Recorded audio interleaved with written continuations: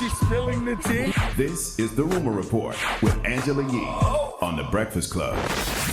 Well, we would never want to think that this is true, and we still don't know what's going on. So some people are trying to say, according to Page Six sources, that Tory Lanez was allegedly the person that shot Megan Thee Stallion because of a reported dispute inside of his vehicle. The sources said Tory fired the shots from within the vehicle while Megan was outside trying to leave. There is video, and the police are investigating. This is a case of a man physically harming and abusing a woman. So an LAPD spokesperson is not confirming if there was video submitted. And they also said videos would not be released until the case goes to court. They said the detectives are seeking information regarding the shooting involving Daystar Peterson, that's Tory Lanez, and the investigation is still ongoing. I'm not privileged to what the detectives have right now. Yeah, I don't know what's true, but if so, if that story is true, man, those guys in Canada shoot their shot different. And that's not what we mean when we say shoot our shot in America, Tory. I hope not. I hope that's not true. I pray it's not true. It don't even sound real. Like, it's like, huh? First of all, are we sure Mercury's still not in retrograde? Because every other day I'm hearing a story that I'm like, there's no way in hell that happened. Like, what? Tory Lanez shot Megan Thee Stallion in the foot? Remember, yesterday we were talking about Megan Thee Stallion's producer, Little Ju made the beat, and what he had to say Sunday night, and he threatened Tory Lanez, and he said, I hope y'all don't believe he was defending her. This is a BS story. I care about my people being straight. Give a damn about some clout. Yeah, and then I saw her bodyguard say that, Meg will never leave the house again without me or without some people that do more than aim for the feet or something like that. Yep. But my thing is this: if Tory did do that, right, allegedly, because I don't know, we don't know nothing. Why would everybody be keeping this quiet? You know what I'm saying? Like, why would they be protecting him? Like, why would, you know what I mean? Like, well, because people feel like you can't snitch, you can't tell, that whole mentality. Yeah. But if that man shot her in the foot as she was trying to leave, nah, you tell, you snitch. A man shoots a woman in the foot, and people are probably. Well, first of all, they're probably still doing an investigation. Secondly, they're probably waiting to see how Megan Thee Stallion moves forward and handles it in respect of what she wants to do and how much she wants and when she wants to discuss everything. So out of respect for Megan Thee Stallion, maybe they're waiting for what she needs for her support. Angela, if a man shot you in the foot, how long would it take you to tell who shot you? I mean, look, I can't speak for her. I don't know. It's never happened to me. So I don't know what that would feel like. I know she's traumatized, as she said. So she's going through a lot. So maybe she's going to tell what happened, but she's just not ready yet publicly. Maybe behind the scenes she has, and publicly she's not ready to be under the microscope like that yet. I think it's more about right now her. Yeah, I get it. But the fact that we don't know the full story of this situation lets me know that it's a lot more to this situation. It's probably not anything that's being reported right now. It's probably something else that we haven't even thought about. And, she might be talking to the authorities, talking to her lawyer, figuring out how she wants to handle it.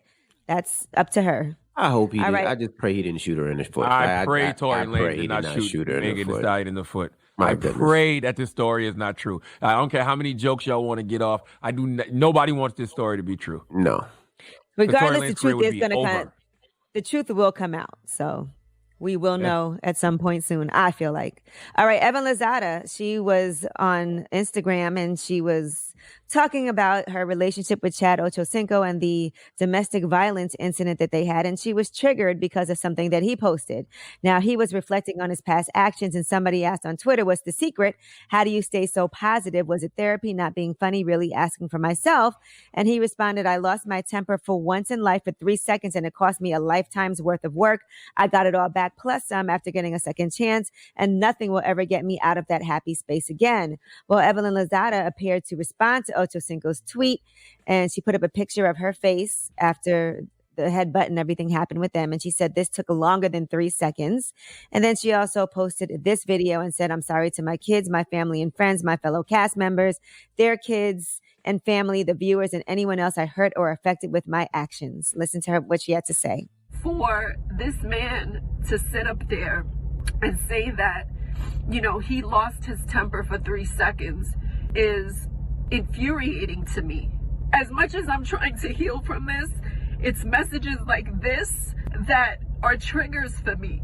People read this on social media and then are coming at me talking about, oh, you made this man lose his job. It's like, if you're going to speak the truth, I want you to speak the truth. It wasn't the first time. Damn, man. I'm praying for healing for everybody involved. That's all you can do in situations like this. And I will say, you can't still try to conceal some parts of yourself and claim transparency that you'll never get to a place of healing like that. You either got to tell it all or say nothing. Now, for people who are critical of Evelyn for speaking out, here's what she had to say about how this triggered something while she was minding her own business. I was at home, I'm minding my own business, and then I have to deal with this. I have never discussed anything else that has ever happened other than the incident that people know, because I always was concerned about his kids and our kids and always having to relive this. Yeah, I think that was whack that people were critical. I mean, something triggered her. She felt the way. She should be able to express how she feels. I mean, people were coming at her because, it's stupid. and I understand that people were coming at her because they're making it seem like she made everything get taken from him for 3 seconds. And she's like, that is not true. And then she also talked about how she portrayed herself on Basketball Wives, because people also were like, oh, well, you was on there being violent. So now the shoe's on the other foot. And I remember when that happened and people were saying that, and here's how she responded. And then when it comes to Basketball Wives, I know that people tend to connect my character on this show with what happened to him. And I understand that to a certain degree. I take full responsibility. I know I'm the one on this show. I'm the one that hasn't been the most positive person. I know I'm the one that has made us look bad. And I'm sorry. And I understand that I didn't always handle things the right way. You know, when people say someone caused you to lose something, you know, for a few seconds, do we realize that you can build something up for 20 years, 30 years, and all it takes is seconds to lose it? Like, literally. You remember when your parents used to tell you trouble is easy to get into but hard to get out of? Do we not realize that? Mm-hmm. Yeah, no, listen. And it's also kind of not taking responsibility for what you did. Like, oh, this little 3-second mistake. Like, no, you did something terrible. That's domestic violence. Yeah. Once again, you can't, you know, still try to conceal some parts of yourself and claim transparency. If you're going to be transparent, you know, transparency is usually what helps you get to a place of healing. So if you're not going to be fully transparent, what's the point? All right, and Nick Cannon is taking time off from his radio show. He announced on Twitter that he's decided to do that. He said, "Morning radio family, I've decided to take some time away from my radio show so I can commit myself to deeper, more thorough reflection and education." And he plans to use this time to talk to rabbis, community leaders, institutions, and just establish an action plan towards real impactful change. He posted a picture on his Instagram, and he said, "Stay tuned. It's just the beginning." It appears that he's talking to, I'm not sure if it's a rabbi, but somebody that's going to help educate him on the relationship between Jewish people and Black people. And then he posted, "I heard an entire community and it pained me to my core. I thought it couldn't get any worse. Then I watched my own community turn on me and call me a sellout for apologizing. Good night. Enjoy Earth."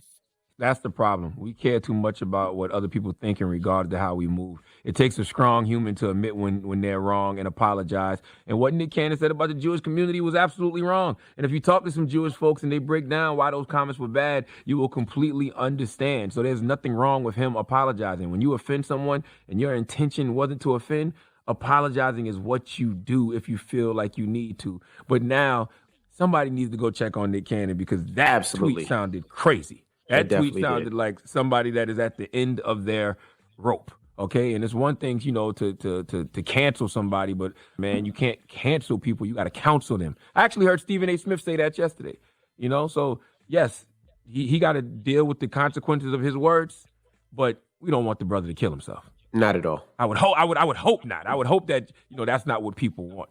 All right. Well, and everybody just please at least, you know, send Nick Cannon some love. I do see that he's getting a lot of support, but I know that hate comes strong and it's hard to deal with all at once, especially when you feel like I've been doing this work. I've been a good person all this time. I made a mistake. I apologize for it. Why can't we move towards some sort of resolution? You see, he's proactively talking to people and educating himself. What did I just say? You can build something up for years and it'll take seconds, you know, to tear it all down, you know. But once again, we got to be gentle with each other, you know, especially when it comes to our mistakes, because you don't know what people are going through or why they are going through things. So, you know, yes, man, you don't want Nick Cannon to kill himself. Yes, he was absolutely wrong for what he said. you know, and I'm glad he apologized. And anybody that thinks he's wrong for apologizing, then y'all need to do some education. No, but that's the thing. To what he said, and you would understand why he felt he was wrong. When we make mistakes, we have to apologize, be a man and apologize and keep it moving. It is all what right. it is, Well, that is your rumor report.